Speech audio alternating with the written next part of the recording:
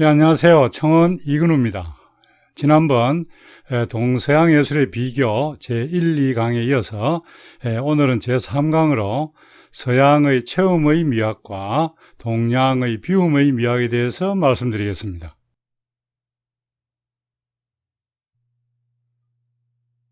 동양과 서양의 회화 장르는 분류 방법에 따라 다양합니다만 제3강에서는 서양화와 동양화의 차이를 가장 잘 보여주는 전형적인 회화 장르, 즉 서양의 유화와 동양의 수묵화를 중심으로 체움과 비움의 동서양 미학을 비교해 보겠습니다. 20세기에 들어와 추상화가 본격적으로 그려지기 전 서양의 그림들은 화면 가득 채색을 하고 사물을 실제의 모습처럼 그려내는 데 치중한 그림이었습니다. 우리가 흔히 그림을 회화라고 말하는데 회는 색을 칠하는 페인팅이며 화는 선으로 그어 그리는 드로잉입니다. 이 둘을 합쳐 회화라고 합니다. 먼저 캔버스에 빈틈없이 가득 색을 칠하여 그리는 서양화 작품들을 보면서 서양의 체험의 미학에 대해서 알아보겠습니다. 서양의 화가들은 캔버스의 일부가 칠해지지 않고 비어 있으면 미완성의 그림이라 생각하고 화면을 가득 채워야 마침내 그림을 완성했다고 생각했습니다. 이처럼 서양의 회화는 체험의 미학을 추구하였습니다.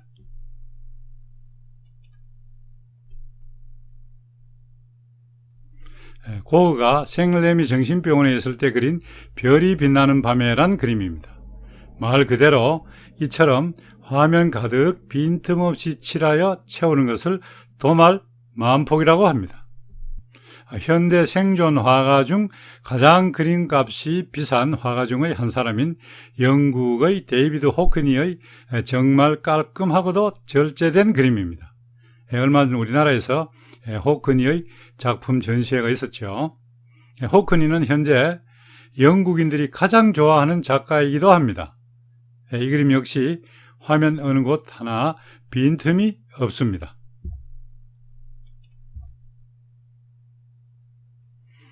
서양의 경우 이 세상에는 보이지 않고 듣기지 않으나 실제 하는 것이 많음에도 불구하고 17세기 네덜란드에서 현미경이 발명되기 전까지는 눈에 보이지 않는 것은 없는 것이라 생각했고 그보다 훨씬 뒤 음파 탐지기가 발명되기 전까지 들리지 않는 것은 소리가 없는 것이라 생각했습니다. 그래서 눈에 보이는 것이 다라고 생각하고 화가들은 시각적으로 보이는 것을 화면 가득 사실적으로 그려내고자 했습니다.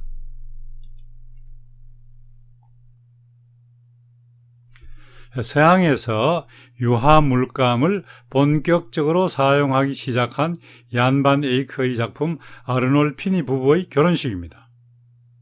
서양의 가장 오래된 유화의 하나이자 최초의 2인 초상하고 최초의 전신상입니다. 그리고 최초의 방한 배경 초상화입니다. 두 사람의 나이 차이가 많이 나는 다소 어색해 보이는 결혼식이지만 아주 대단히 사실적인 그림입니다. 이 그림은 보는 사람들이 곧 흘러내릴 듯한 눈물방울을 닦아줘야 할 만큼 사실적인 그림입니다. 앞의 아르놀 피니 부부의 결혼식만큼 아주 오래된 15세기의 유화입니다.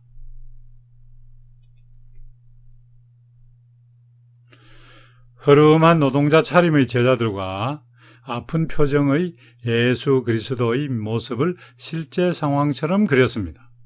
카라바조란 아주 불세출의 천재 화가의 그림으로 당시 큰 충격을 준 예수 그리스도 부활 후의 제자들과의 만남의 그림입니다.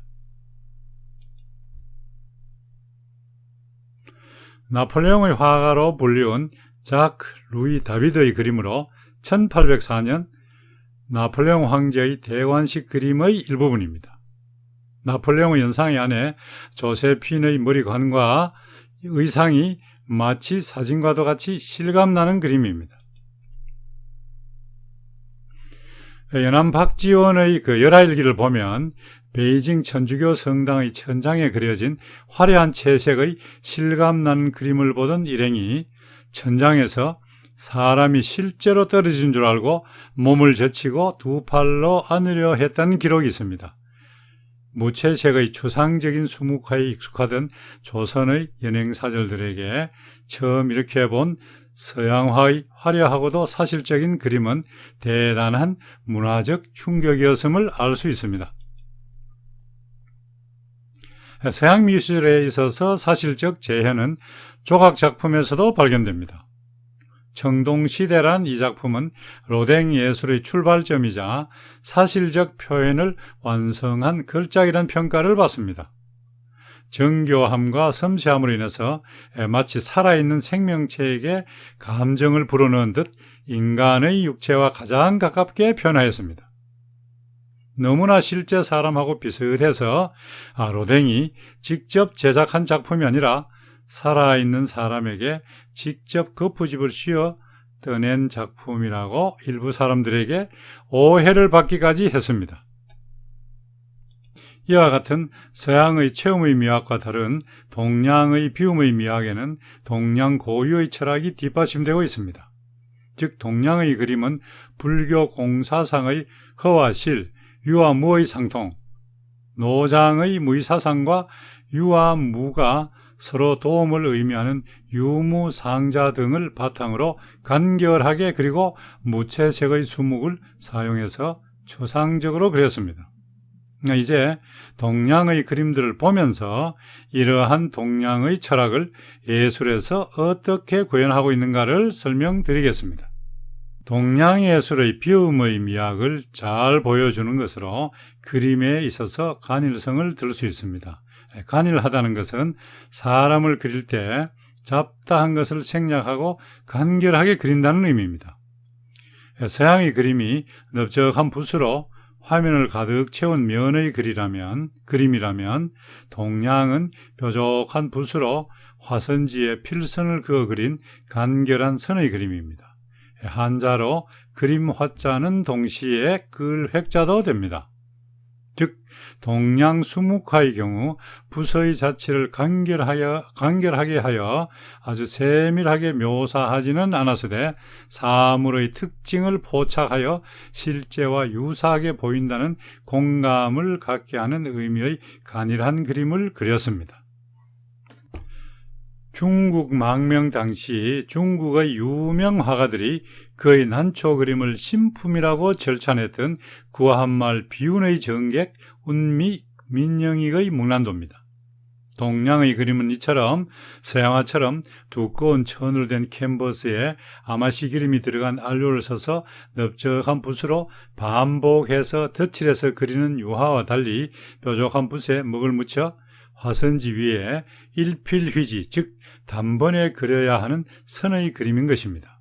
먹을 쉬이 빨아들이는 화선지의 성질상 같은 곳에 반복해서 선을 그으면 앞선의 흔적이 그대로 남아 필선이 아름답지 못하기 때문입니다.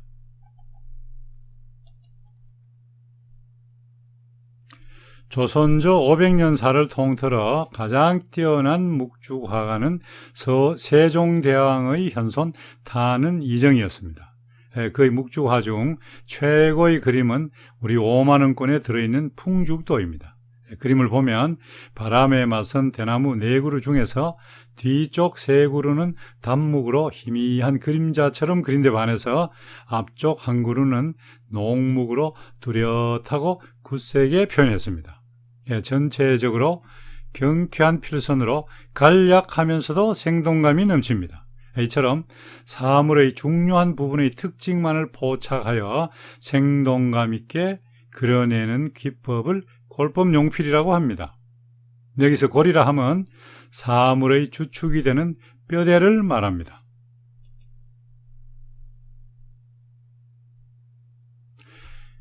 간결하게 그리되 그 의미는 깊게 표현하는 동양화의 기법을 심간이라고 합니다. 즉 간결하게 그리되 사물의 복잡함도 깃들게 하고 간결하게 그리되 번잡스러운 것을 압도하여 간결한 그림 속에 깊은 정신적인 의미를 깃들게 하는 방법이 바로 심간입니다. 추사의 세안도를 보면 고고한 선비의 깐깐하고도 간결한 붓질로 차가운 겨울날의 을씨년스러움과 구멍이 뚫린 듯한 유배된 자의 허한 마음을 소나무와 전나무 그리고 초라한 한 채의 집을 통해서 의미심장하게 그려내고 있습니다. 바로 이러한 것이 심간이라고 합니다.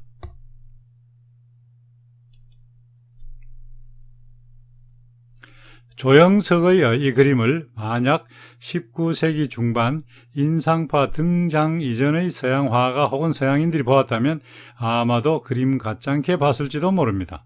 왜냐하면 서양의 화가들은 유채색을 써서 사람이나 사물들을 실물처럼 세밀하게 묘사했으니까요. 그러면 왜 동양인들은 대충 그린 듯이 이렇게 그림을 그렸을까요? 그림 실력이 없어서일까요? 그렇지는 않습니다. 거기에는 나름 동양인들의 만물무상, 즉 해 아래 새로운 것은 없나니라고 했듯이 모든 만물은 항상 불변의 고정적인 것이 아니라 시시각각 변해간다는 사물의 속성을 그림에 적용했기 때문이었습니다. 사람의 경우를 예로 들자면 화가가 붓을 들고 그리기 시작했을 때와 마칠 때까지 점점 시간이 흐름에 따라 그 사람의 세포가 하나하나 죽어가고 있어 아무리 정확하게 그려봤자 처음의 그림과 다르니 차라리 변치 않는 그 특징과 속성을 그려내는 것이 오히려 이치에 맞다고 생각했습니다. 서양의 사방화와는 달리 동양 그림의 생동감 있는 필선이 연상되는 간결하고도 리듬감 넘치는 꽃꽂이를 선호했습니다. 노자는 위학일익, 위도일손이라고 했습니다. 곧 배움이란 날로 보태는 것이고 도란 드러내는 것이다 라는 의미인데 과연 동양의 꽃꽂이에도 노자 사상이 반영된 것일까요? 서양의 사방화는 마치 유채색의 그림처럼 풍성하고 꽉 차 보입니다. 물론 어떤 형태의 꽃꽂이를 좋아하는가는 개인적인 취향의 문제일 뿐입니다.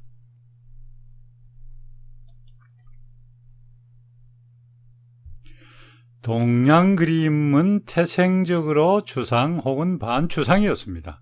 왜냐하면 서양화가 보이는 그대로의 사물이나 공간을 유채색으로 꽉 채워 표현한 객관적인 사실화라면 동양의 그림은 화면을 다 채우지 않고 먹을 사용하여 실제의 사물의 색이 아닌 흙과 벽의 무채색을 사용하여 필선으로 사물의 특징만을 간결하게 그리며 화면을 비워 여백을 남기는 등 작가의 마음을 그린 주관적인 그림이었기 때문입니다. 또한 먹색을 단순히 흑색이라 하지 않고 거물현, 현색이라고 합니다. 현색이란 것은 동력에 해가 뜰 무렵의 아주 검붉은색으로 검은색은 붉은색은 양을 상징하는 색이므로 현색은 음양이 뒤섞여 있는 만물의 근원이 되는 색인 동시에 이 세상의 수많은 색을 포괄하고 있는 색입니다. 그래서 먹색은 단일의 검은 무채색인 것 같으면서도 물의 가감 정도에 따라 잡다한 색을 써서 복잡하게 그리지 않고도 미의 세계를 표현할 수 있는 아주 오묘하고도 황홀한 색입니다. 이처럼 수묵화는 바로 먹과 물의 조화로 이루어진 동양화 특유의 장르입니다. 술을 워낙 좋아하여 그 호가 취용이었던 조선 중기의 화가 김명국의 반추상적인 달마도입니다. 달마도로 유명했던 그가 인도의 선승이자 중국 선종의 시조인 달마의 내면을 간결하면서도 굵고 호쾌한 선으로 그려내었습니다. 조선통신사 일행으로 일본에 2번이나 다녀온 김명국은 그의 화가로서의 명성이 일본에까지도 자자했던 한류 스타의 원조였습니다. 이 신사임당의 묵포도도는 포도알이나 잎사귀, 포도줄기의 사실감이 아주 뛰어나지만 역시 색채면에서는 검은목으로 그린 실제의 포도와 동떨어진 반추상화입니다.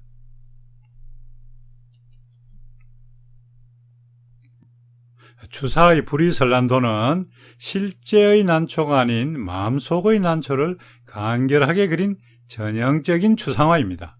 세 부분으로 나누어진 화재와 추상적인 난초가 어우러진 걸작으로 꼽히는 작품입니다. 이처럼 동양의 수묵화는 사물의 색과 다른 무채색의 그림이란 점과 사물의 묘사에 있어서 사실성이 떨어진다는 의미에서 추상화입니다.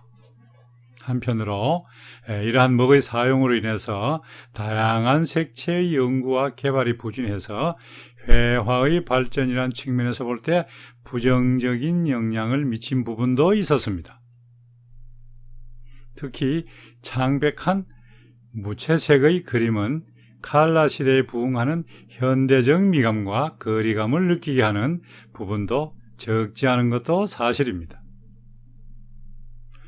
이렇게 현란한 우아미보다 고고함과 간일함만을 고집하던 전통적인 사고에서 벗어나 유채색과 무채색의 상호 보완적인 사용을 통한 전통 회화의 현대적 변용이 요구된다고 하겠습니다. 그리고 현재 빠른 속도로 현대적 변용이 이루어지고 있는 것도 사실입니다. 서양의 경우와 달리 동양에서는 이미 오래전부터 들리지 않는 소리, 보이지 않는 형상이 있음을 관념적으로 알고 있었습니다. 노자는 우주의 운행과 같은 너무 큰 소리나 너무 작은 소리는 들을 수 없고 지구와 같이 너무 큰 형상이나 너무 작은 것도 볼 수 없다고 했습니다. 이렇게 보지 못하고 듣지는 못하지만 엄연히 실제하는 것을 그려내기 위한 아주 절묘한 동양화의 기법이 바로 화면에 여백을 남기는 방법입니다. 이처럼 여백을 두는 기법을 불획지화의 기법이라고 하는데 그리지 않고 그린 것과 같거나 혹은 오히려 그 이상의 효과를 볼 수 있는 동양화의 기법입니다. 이처럼 여백은 바로 보이지 않는 것, 들을 수 없는 것을 위해 남겨둔 공간이었습니다. 즉 화면에 그릴 수가 없는 보이지 않는 것과 들을 수가 없는 것을 상상할 수 있는 공간을 남겨두었던 것입니다. 여백을 화면의 무한한 확장이며 눈에 보이지 않는 형상 외의 사항을 표현할 수 있다는 이유입니다. 그래서 감성이 아주 풍부한 감상자는 여백 속에서 새소리, 물소리, 봄의 훈풍, 꽃의 향기 등 인간이 화면에다가 표현할 수 없는 것들에 대한 상상의 나래를 마음껏 펼칠 수 있었습니다. 따라서 동양화는 작가와 감상자의 공동작업이라고도 합니다. 김홍도의 주상관매도입니다. 화면 중간의 시원한 여백으로 인해서 유와 무의 조화가 돋보이는 그림입니다. 불교의 공사상은 눈에 보이는 물질과 눈에 보이지 않는 것은 서로 통하며 노자는 유와 무는 서로 도운다고 했습니다. 즉 유가 있으니 상대가 되는 무가 의미를 가지고 무가 있으니 상대가 되는 유가 보인다는 것입니다. 그러한 사상의 영향으로 실물 그린 화면 한켠에 아무것도 그려지지 않은 무의 빈 여백을 남겨 유와 무의 공존의 공간을 만들었습니다. 이러한 여백은 화면의 답답함을 해소해주는 편안한 휴식의 공간이자 문장의 쉼표와 같은 공간이기도 했습니다.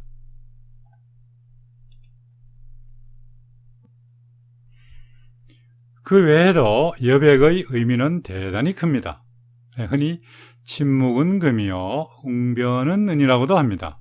때로 입을 다물고 있는 것이 입을 열어 질책하는 것보다 더 큰 위력을 보일 때가 있죠. 그림에 있어서 여백은 금이요 그려진 부분은 은에 비유될 수가 있겠습니다. 이러한 여백의 위력을 쉽게 설명드리기 위해 백지수표 예를 들어보겠습니다.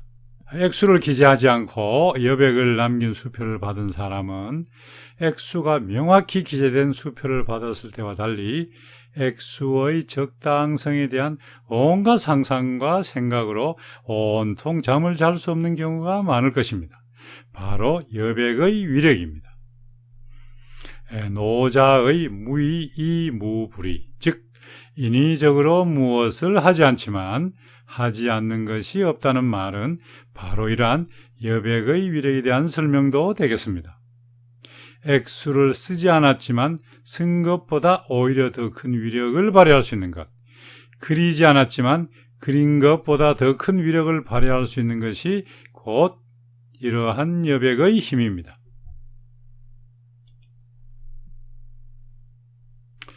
동양화에서는 10세기 후반 송나라 때부터 유와 무, 허와 실이 서로 결합될 때 비로소 천지의 기가 충만한 생동하는 세계를 표현할 수 있다는 미의식을 가지고 화면에 여백이 등장하기 시작했습니다. 그러나 서양의 경우에는 추상화가 등장한 20세기 들어와서야 비로소 화면에 여백이 등장하기 시작했으니 동양보다 최소 1000년 이상 늦었습니다. 그런데 근현대 동양 그림을 보면 점차 여백의 감소 경향을 보이고 있습니다. 그것은 화가들의 높은 정신적 통찰력이 요구되는 동양 철학적 소양 부족뿐만 아니라 서양의 회화감과 미감에 익숙하여 점차 화려하고 화면을 다 채우는 화법을 선호하기 때문입니다. 서양 추상화의 선구자 바실리 칸딘스키의 무죄란 작품입니다. 유럽이 극단적인 모순과 갈등으로 엄청난 고통을 겪을 때인 2차 대전 중 그린 작품입니다. 칸딘스키는 이렇듯 인간의 내면으로 눈을 돌려 무의식적이고 비물질적인 인간 내면의 울림을 즉흥적이고도 추상적으로 표현하였습니다. 그리고 화면에 이전의 서양화에서는 보기 어려웠던 여백을 남겼습니다. 미국의 저명한 현대음악가 존 케이지의 4분 33초란 곡의 연주회 광경입니다. 연주자가 어떠한 소리도 연주하지 않는 곡으로 단지 창밖의 바람소리, 빗소리, 그리고 공연하면서 생기는 관객들의 소음이나 여러 기계장치들의 진동을 음악의 재료로 사용하여 우연히 만들어지는 소리를 음악으로 사용하였습니다. 전체 3악장으로 구분되어 있고 연주자는 피아노 건반 뚜껑을 열고 닫으면서 악장을 구분하는데 존 케이지는 연주 시간에 제한은 없다고 하였습니다.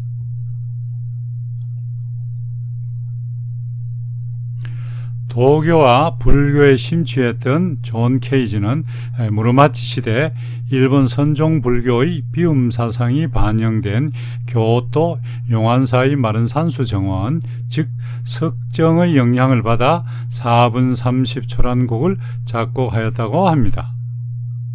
암석과 왕모래, 이끼만으로 허식을 일체 배제하고 간결하게 조성한 석정을 보며 보이지 않는 것을 보고 듣기지 않는 것을 듣고자 한 동양미학의 높은 정신성을 현대음악에 접목했다고 보겠습니다.